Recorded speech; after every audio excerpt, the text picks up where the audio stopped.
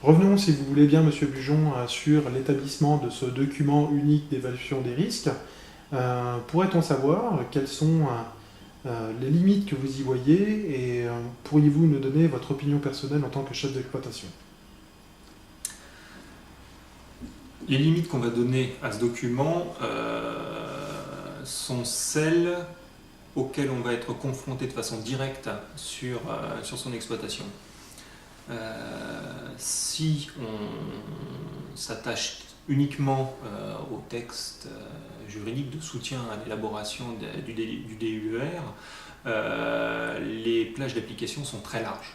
Elles vont du risque majeur de l'utilisation de tracteurs enjambeurs sans arceau anti-renversement jusqu'à l'utilisation d'une souris sur un ordinateur pour une secrétaire de direction.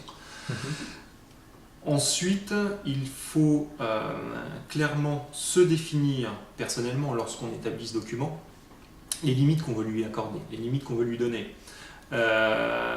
Pour moi, il y a deux phases dans l'élaboration de ce document. Il y a la phase effective, directe, et la phase à plus long terme. Comment expliquer ça? C'est très simple en un sens.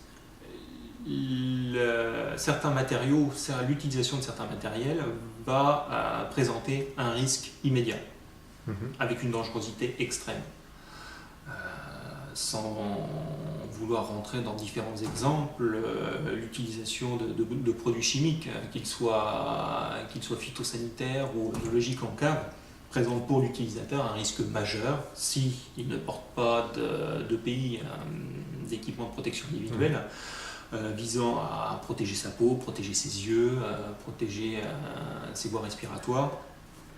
Tout le monde est plus ou moins au fait de ces risques. Ils doivent cependant être clairement spécifiés dans ce document unique, de façon à ce que la personne soit au fait justement des outils, des éléments qu'il doit utiliser afin de se protéger. C'est donc là un risque majeur, clairement et facilement identifiable, qu'on va pouvoir mettre en avant en premier, directement et rapidement dans son document unique, quelle que soit l'exploitation sur laquelle on est directeur que l'on dirige.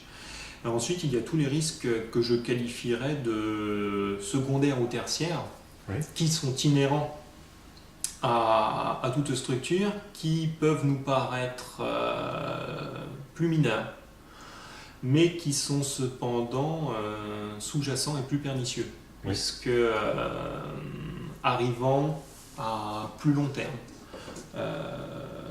ce sont des risques qu'on va établir avec le temps et qui ne seront pas forcément immédiats avec une conséquence directe sur l'utilisateur.